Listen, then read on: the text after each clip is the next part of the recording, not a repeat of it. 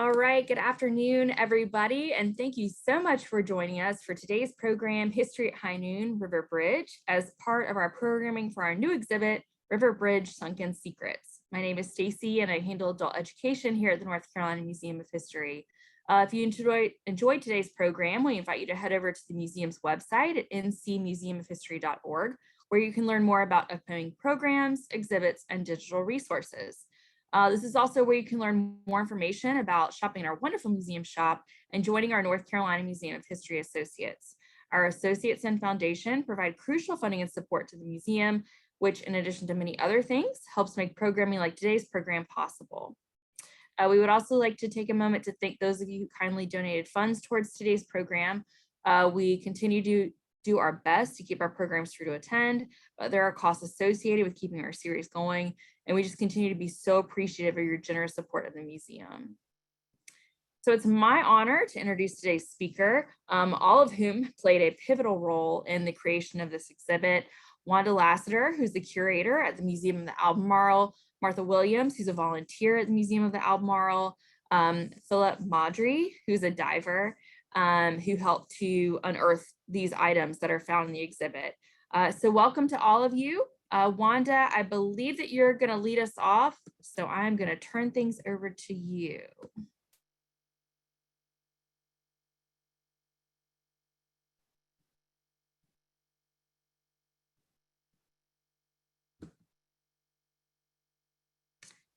Oh, is somebody able on your end to unmute you guys?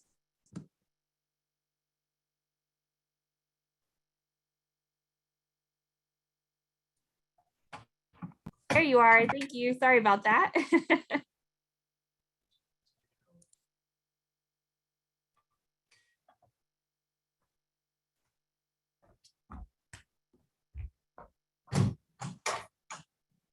Okay, so Wanda, the floor is yours, and I'm going to go ahead and start sharing this PowerPoint. Thank you.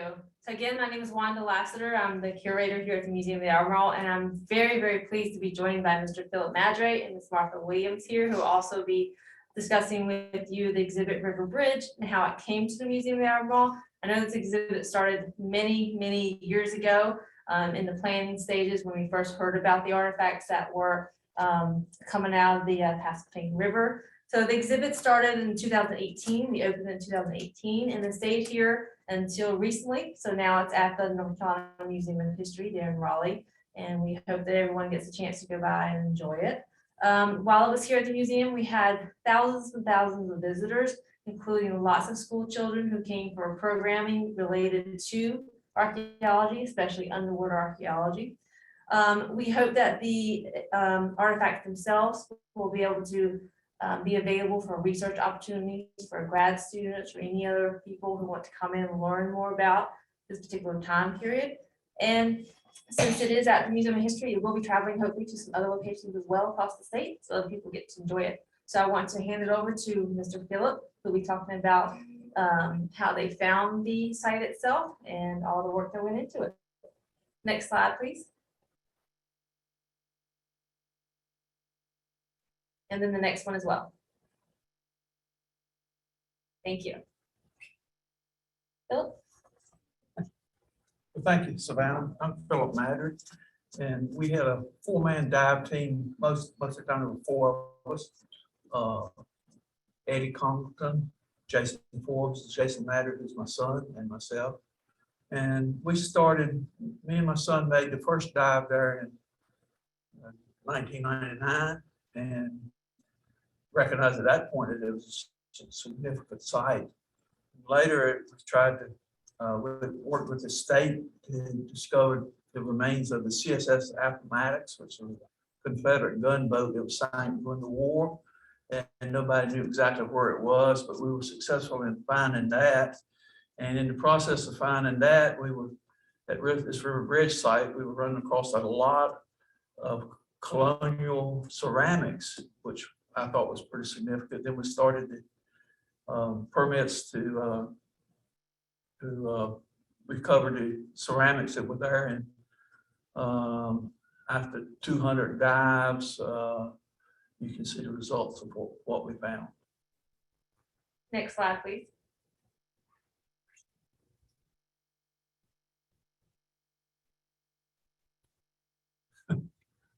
I don't know those guys.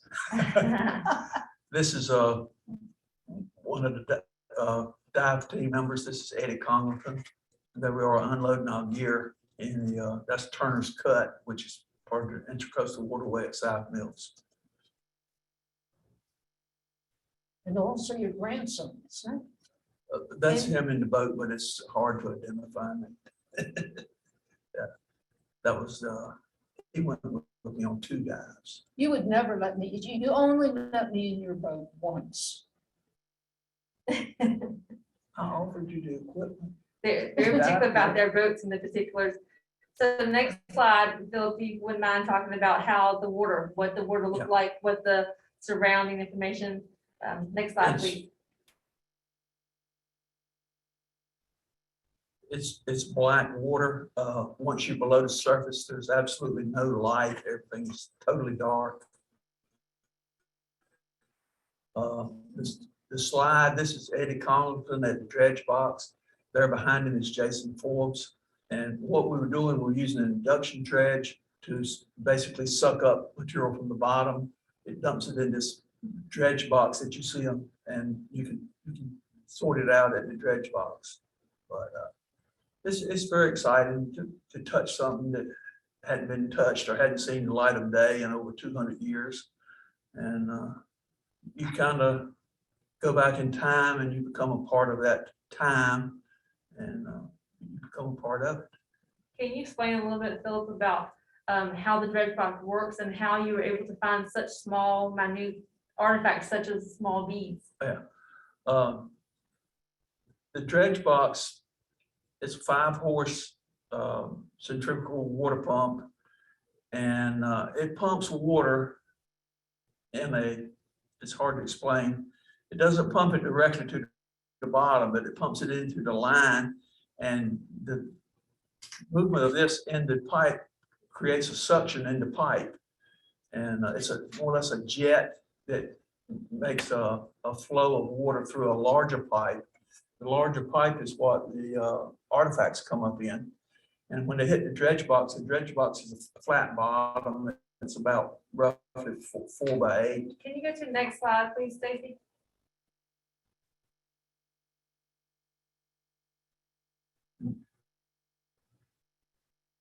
Ceramics, you can actually hear the ceramics when they hit the metal. This is, the dredge box is metal, it's aluminum. And you can hear an artifact when it hits the metal. And then you can, like you see, he's tilting it where he can see what's come up in the dredge box. But nothing escapes. The smallest articles are recovered. How about the fact that it's called moccasin track? It's called moccasin track, not because it's a very crooked part of the river, but it's the reptiles that inhabit that area. That's why it's called moccasin track. And most dives, we would encounter at least 1 moccasin each dive. So each day at the end of your dive, you would have a dive report as to what you describe the temperature of the water, you describe the temperature outside, you describe what you found. Can you give a little bit of information as to why you had to do those and how important those dive reports are? Well, the state required that with the permit, and each dive had to be recorded, and you recorded vitals more or less, how many tanks of air you used, temperature of the water, temperature of the air, and what was recovered. And of course, it was later sorted, and then it was turned over to the museum where Martha would interpret what we found. All right, so next slide, and we'll go into Ms. Williams. Well, that was pretty early on, let me tell you. My role in both of these, in this was, well, first of all, I have to say that I met Phil and Eddie and the former state underwater archaeologist, Mark Wild-Ramsing, in a meeting here at the Museum of the Albemarle in, I believe it was 2013. And at that time, I really had no idea what I was getting into. But I had had some experience doing professional archaeological work, and so I volunteered to come in and catalog the collection. Never realizing, of course, that eventually it would total something around 10,000 individual items and take several years to do that Yes. on a volunteer basis. I'm sort of retired. But at any rate, so they set me up in a separate room and let me have at it. But before I go into that, I think I also have to talk about researching. Next slide, please, Stacy.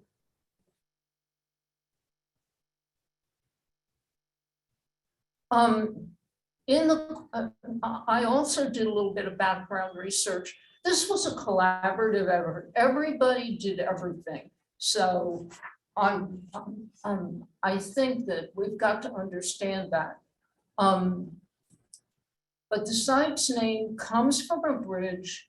And we get George Washington's visit in the 1760s here in this particular area. He did not come to River Bridge, but he did mention that there was a bridge across the Pasquotank River and that ocean-going vessels could navigate up the river as far as River Bridge, which I think is pretty important because other documents pointed out to us that that there was a customs house and inspection station and warehouses where workers would load and unload cargo, and also where things would be certified as being appropriate for export or import or whatever.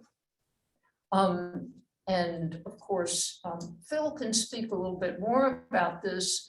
The only reminders of River Bridge today include these few pilings and several boats that are submerged.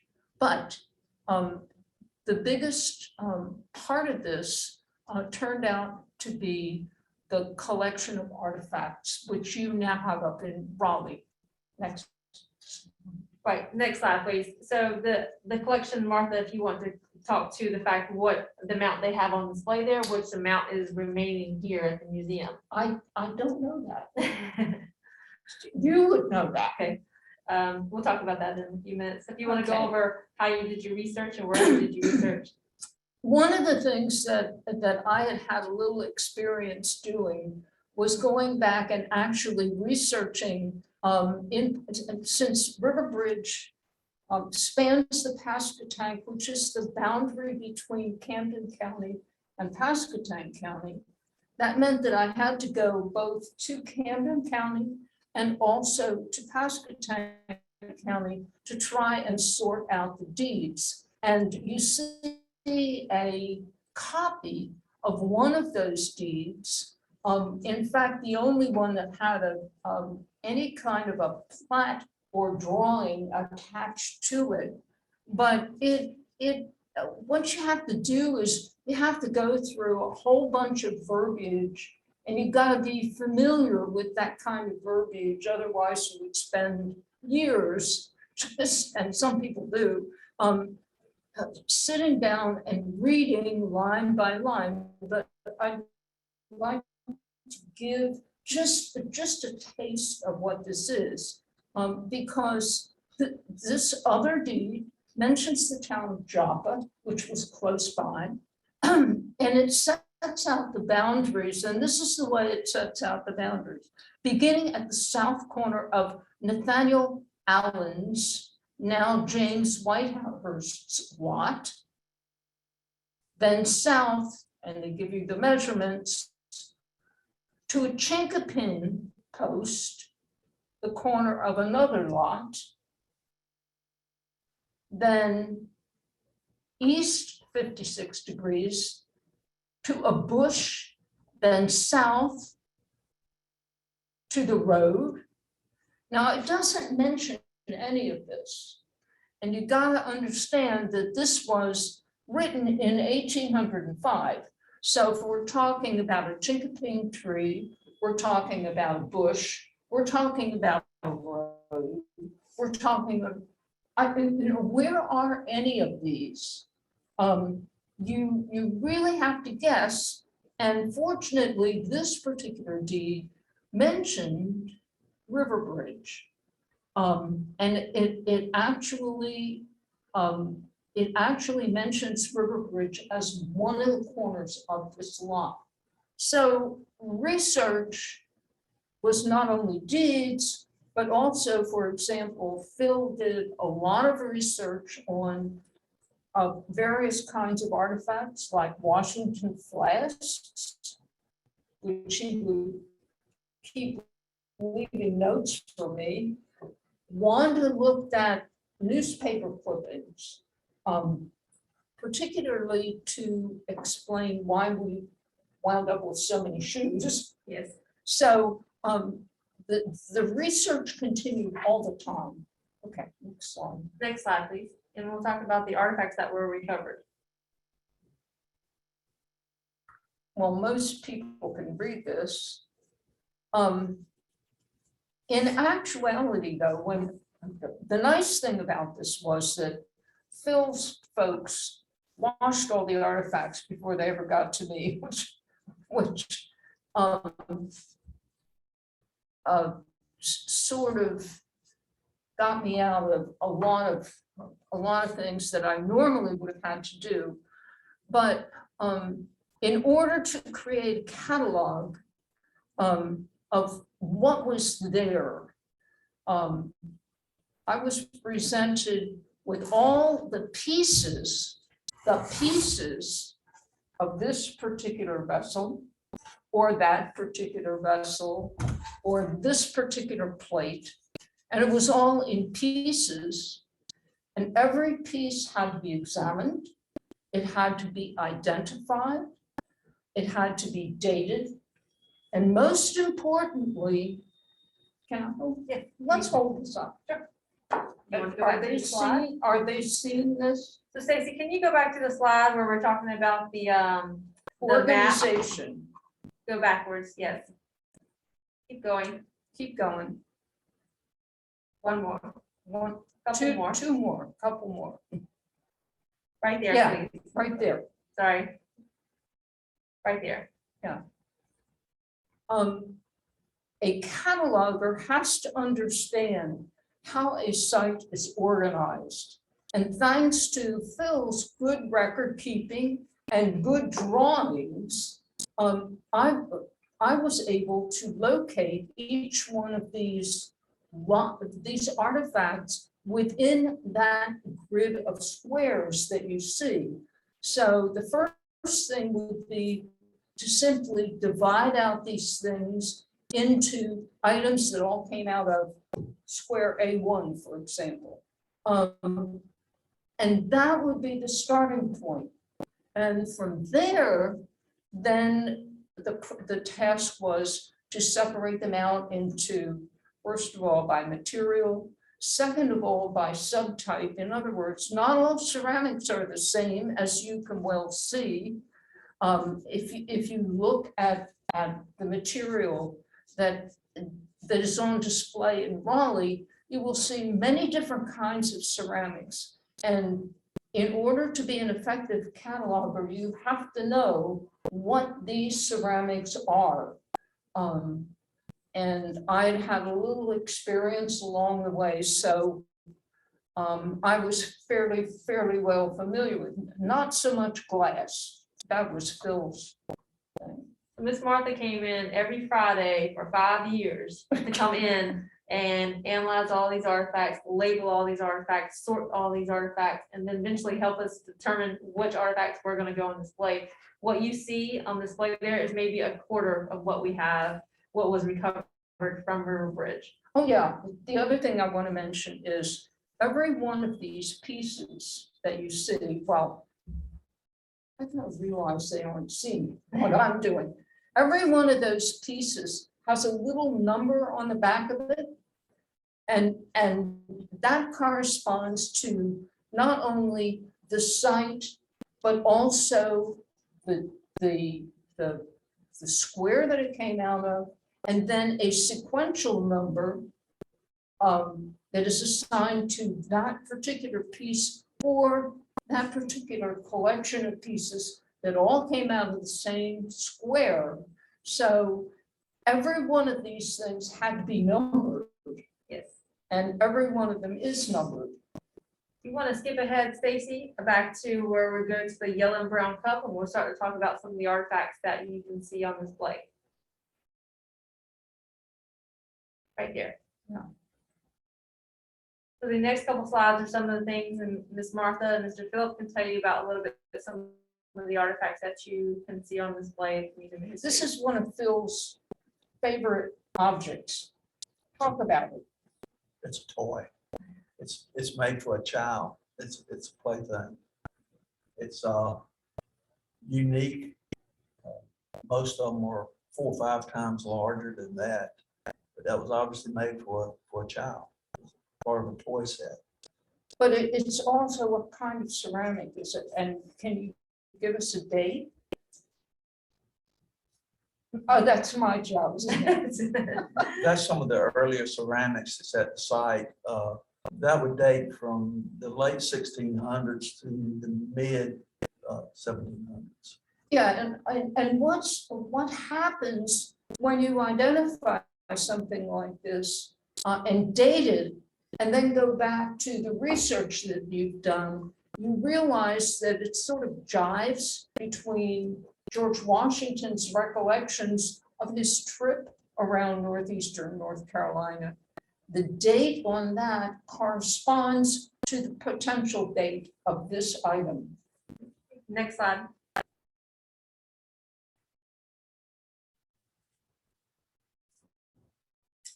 Bill, this is another one of your favorites. Yeah, that's a saying from Ben Franklin. It's from, it slips me what exactly it says, but we found 3 of those. That's the most complete one that we found. It dates to about 1820. About 1820, and I believe it's creamware, just looking at it. And creamware went through, another thing that all of these ceramics went through were changes in the way they were decorated. And you have to know the difference. This is a transfer print, which means basically that the lettering and the scenery on that particular cup was applied there kind of like a decal. Okay, which was etched in advance. So you have real fine lines and very good detail on that cup. So this is a 19th century cup. Next slide.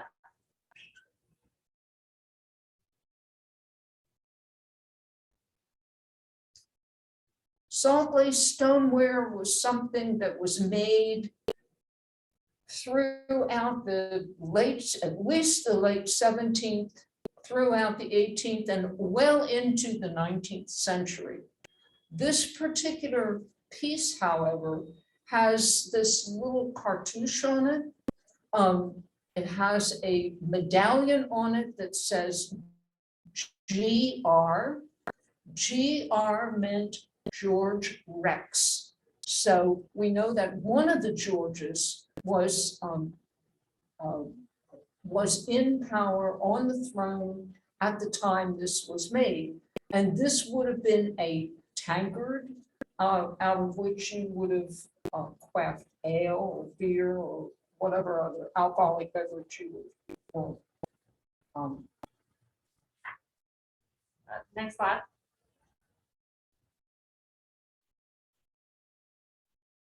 This is one of my favorites because it brings up a whole set of concepts that we really weren't thinking about to begin with.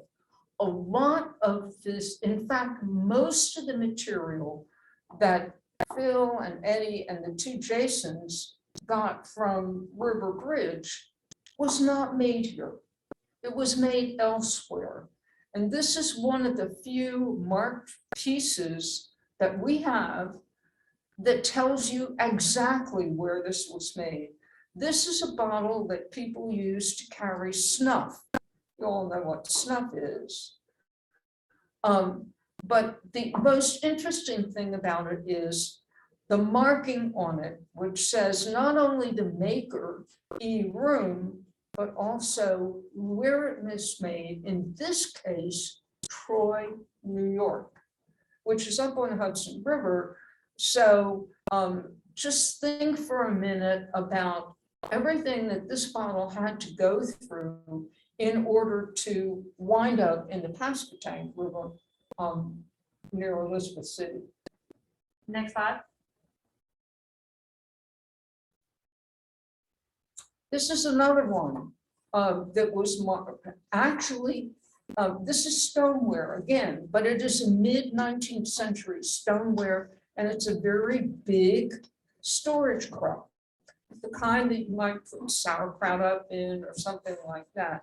But we were able to track down the makers of this particular crop and found out that Goodwin and Webster were stoneware manufacturers, not locally, in Hartford, Connecticut. So once again, we've got a whole range of items that are coming from elsewhere and being brought into northeastern North Carolina. Next slide.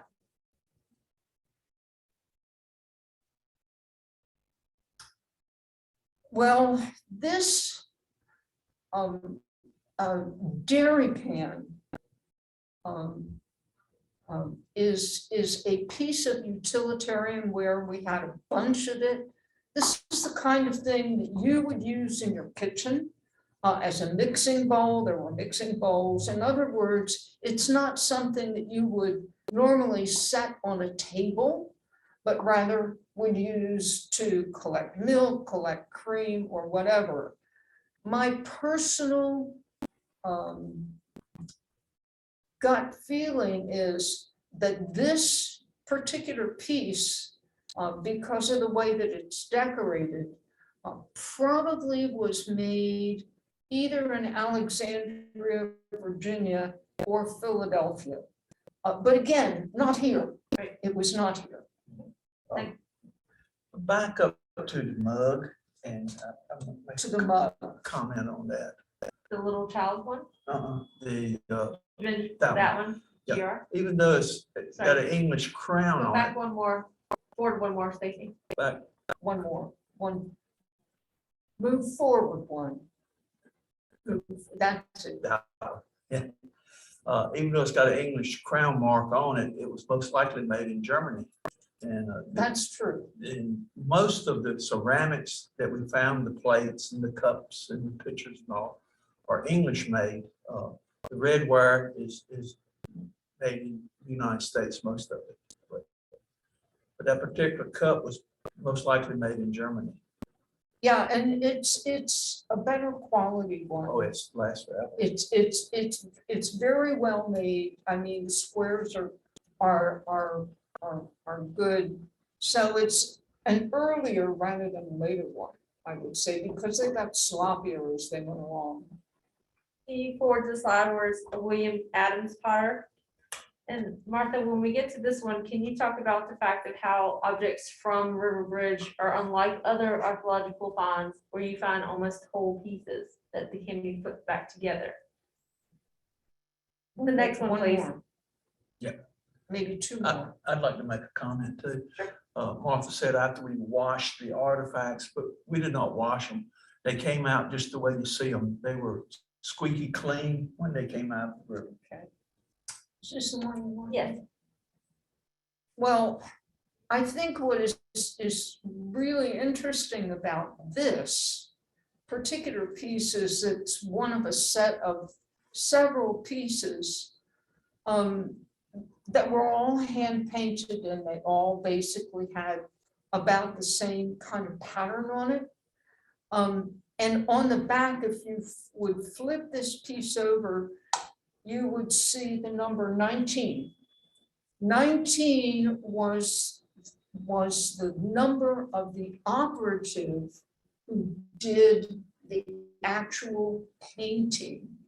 So people like William Adams hired people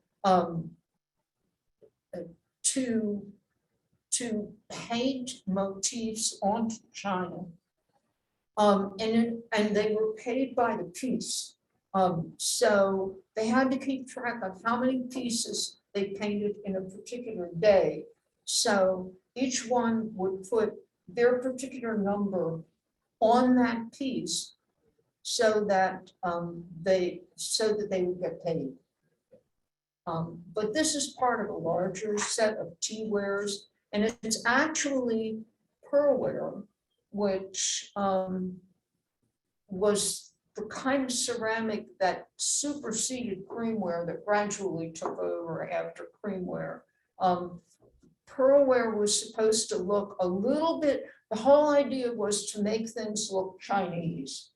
And the way to do that was to fiddle around with the glaze that was applied to the ceramic. And by adding glaze, blue to the glaze, which kind of collected in the cracks, you could make the glaze appear whiter. I'm old enough to remember when housewives used to add bluing to their laundry. But we won't talk about that. Was this piece you wanted to talk about? I think the next one is Phil's favorite piece. Next slide, please.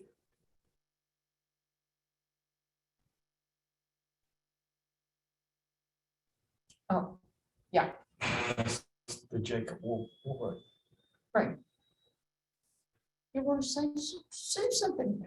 Where we tried real hard to find the spout to that piece, but we weren't successful. But it came up the way you see it, right there. No cleaning, no anything, just write it off, and there it is. We did not find the lid to that. We found lids to other teapots, but not that. It's an unglazed teapot, which is unusual. Later, practically all of them were glazed. This one was unglazed. Jacob Woolworth was one of the earlier potters that did this type of work in England. And how did you make the determination it could be affiliated with him? It's got his name on the bottom. Can you also speak to the fact that there are other objects in the collection that you brought up at one point, and then later on in the field seasons, a couple of years later, you may have found a piece that went with it. And Oh, you yeah. would Well, bring it back to us, and we would open the case, and we would put another piece back with it. it's an ongoing collection, Yeah, and there's a lot of pieces missing that are still in the river. And, but it would take several lifetimes to collect it all.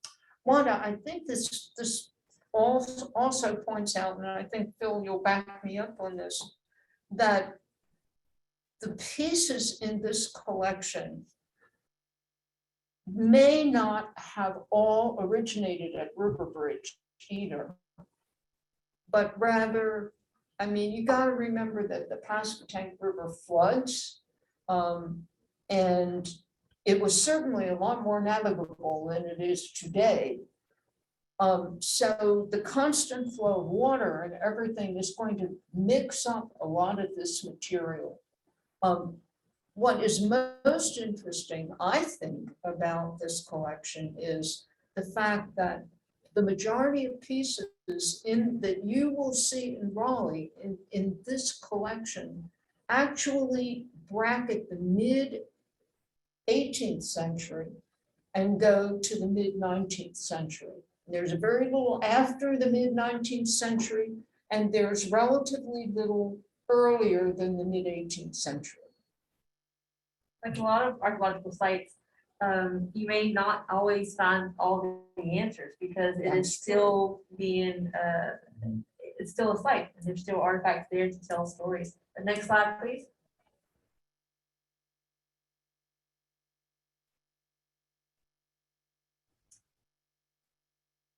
Here's another refined white earthenware. I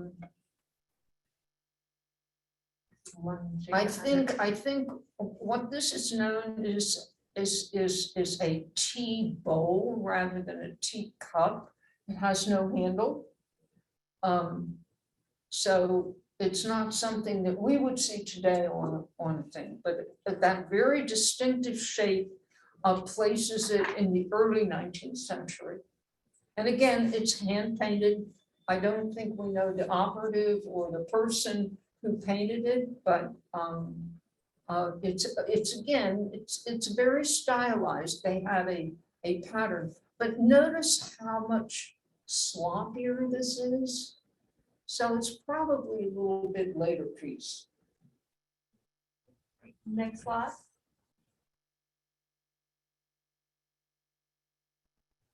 So here at the Museum of the Albemarle wishes to thank so very much Mr. Philip and Miss Martha and Mr. Eddie and Jason Madre and Jason Forbes and the staff at the Museum of the Albemarle. Because like you said, it's a huge collaboration and it took many, many people, including the cooperation with the North Carolina Office of State Archaeology.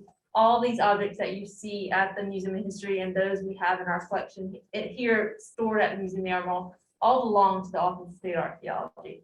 Also, we do thank the Museum of History for being one of our sites that was able to take the exhibit so everyone would be able to enjoy it.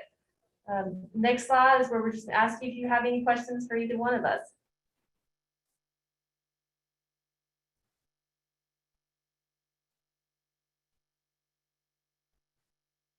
Any thoughts on how all this stuff ended with the film? Oh, that's the question. As they were, it was a warehouse, they were receiving stuff from England and other parts of the country. As they were unpacking it, stuff that was broken during shipment was discarded. And of course, being there on the dock at the warehouse, it went into the river. And that's why practically everything that we found was broken or damaged in some way. I'd like to talk a little bit about the bottom of the river. Martha alluded to the currents in the river moving things, but there's very little activity there, but it's not stratified like you would expect. You go down to the newest on top, the very earliest on the very bottom. It through storms and all, it has been stirred to where it's not stratified to where you can just go down and date it with each level. But there's very little movement there from water. It's not a sandy bottom. It's a mud bottom. In places the mud is 6, 8, 10 foot deep, and it's the consistence of chocolate pudding. And there's a lot of sticks and leaves and limbs and discarded timbers and boards and all kinds of stuff. In fact, it's really difficult sometimes to even go up there. Yeah. I saw about 6 or 7 questions here, so somebody needs to back up. Do you mind, Stacy, reading the questions to us? Yes, absolutely. I'm sorry. I'm having a little bit of technical difficulty on my end. So actually, this next question kind of speaks to what you were just speaking about, Philip. Barbara asked, did you come across any alligators? Alligators. Alligator or alligator weed? Alligators. Alligators. We did not see one. My son claims that he was brushed by one, but I think it was me. We didn't, but it was lots of alligator weed when we first started the project. There had been a runaway of alligator weed, and the bottom of the river was covered with dead alligator weed that had died and settled through the bottom. It was probably 6 or 8 inches of decaying alligator weed on the bottom. They actually have, a few years back, I think they found one alligator in the Dismal Swamp Canal. They have a picture of one somebody took within a mile of that site. Right. But we never saw an alligator. All right. Okay, Next next question. So this is a 2-parter from David, and they asked, is the site active today and can we visit? Bill? Is the site active today? The permit we had with the state has expired, and they have not issued a new permit, so we're not actually doing anything there now, and no one else is, to my knowledge. And you can visit the site, but in a boat, you could ride by, you'd never know there was ever anything there from what's there now. And as Martha said, the pilings through the bridge are still there, but they all submerged, that you cannot see them from the surface. So this is a perfect follow-up question. Sasha asks, are there currently any dives being done or planned to be done to recover more artifacts from the river? Now, like Philip said, the no permits have been issued to do any Yeah. future recoveries at River Bridge. I wish they would, let me know when they're ready. But this is something that is handled by the Office of State Archaeology. So all these permits are issued by the Office of State Archaeology. There's still a tremendous amount of stuff to be recovered. I would say we recovered less than 10% of what's there. Not to mention catalog. Yes. As you know, there's lots of more work behind the scenes being done, as Ms. Martha was told us about, as to what is actually in the field and then in the lab. So, next question. So this is our last question from Heather, or sorry, almost last, second to last. Any theories as to why all these apparently new items would have wound up at the river? Just sloppy unloading? Bill, I think you already answered that. Yeah, these were mostly goods that were damaged in shipment and they were discarded. Some of them show wire that they were used and then later broken and thrown into the river, but the majority of the stuff was thrown in as it was being unloaded. So can you talk about all the shoes, as there's Okay. a small section in the exhibit where there are numerous shoes that were found? Yeah, there's thousands of shoes. All used shoes from like 100-year time period, Yeah. being used shoes, not new shoes. It but was like a used shoes. Walmart. They came down to the warehouse, got a new pair of shoes, and the ones that were wearing ended up in the river. Maybe. And some of them were in terrible condition. They had been patched and Right. sewn together and True. holes And in them. others were in pieces, there were pieces of shoes. The soles of the shoes preserve real well. The upper leather is softer leather and it would disintegrate. Most of the upper leather was gone. It was mostly the soles and heels. But And we did have a conservator come from the, who at one point did work for Colonial Williamsburg, who came to help us with the shoes, try to determine exactly what happened. But because the site is an ongoing archaeological site, not all the questions are answered yet. So another question about the site, how was it discovered to begin with, like back in the very beginning of this project? I think you already answered that. well, we were looking for the gunboat CSS Appomattox, and we knew it was in that area. And searching for it, we ran into the bridge piling, which as a boy, I was raised in that area, and I knew there was a bridge there. It was there in the 1930s. It was still being used, but there's no evidence of it now. But we were looking for the gunboat, and the theory was, we knew it was a drawbridge. The gunboat did not make it through the lock because it was too wide. But our theory was it wouldn't have made it through the draw either, because the draw would have been equal to the width of the lock. But we found it made it through the bridge, but it didn't make it through the lock, which is a question is, why the draw was wider than the lock. So I think it's important to stress something here because we're talking about locks, and we're talking about bridges. And what everybody's got to understand, got to focus on is the historic maps that are also on display at Raleigh. And take a particular look at the one of the Battle of South Mills dated 1862. And that will give you some indication of how the system worked. Goods would come down the Dismal Swamp Canal And then after a short stretch, they would, of Joyce Creek, then they would go to the warehouses at River Bridge. And so it was part of a bigger system that connected Norfolk and Elizabeth City. And Norfolk, of course, had connections with all of the rest of the world. So this is the way that you're getting British goods and goods from Hartford, Connecticut, and Hamilton, New Jersey, and elsewhere into northeastern North Carolina. Yeah, I think Anything else? that's a really interesting point because, you know, today we think of like, oh, there's, you know, major shipping lines and there's, of course, like we get goods from trucks and, you know, traveling all across the country. But back then, the Riverway was really an important part of getting goods into that part of the state. And that's easy to forget because we don't think that way anymore, right? That's not how we get things. So that's a really interesting point. Other questions? So I think that rounds out our questions for today. So any final thoughts that you guys want to share with us before we wrap up?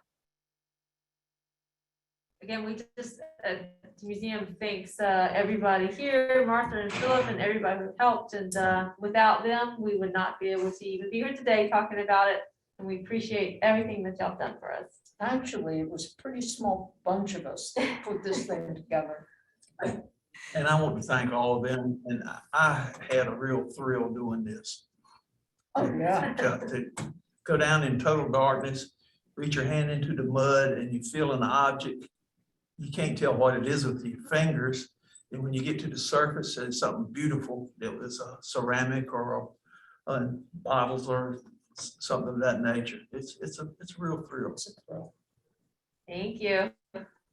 Well, we are Thank so you. grateful for all of y'all's hard work and sharing it with us, letting us have it at the museum for a little while. So we're so appreciative of all of your hard work and your time today. And thank all those of you who joined us today. We hope that we will see you at our next History at High Noon, the life and music of George Clinton, happening June 8th at noon. In the meantime, take care, everybody. Have a lovely rest of your day. Bye. Thank you.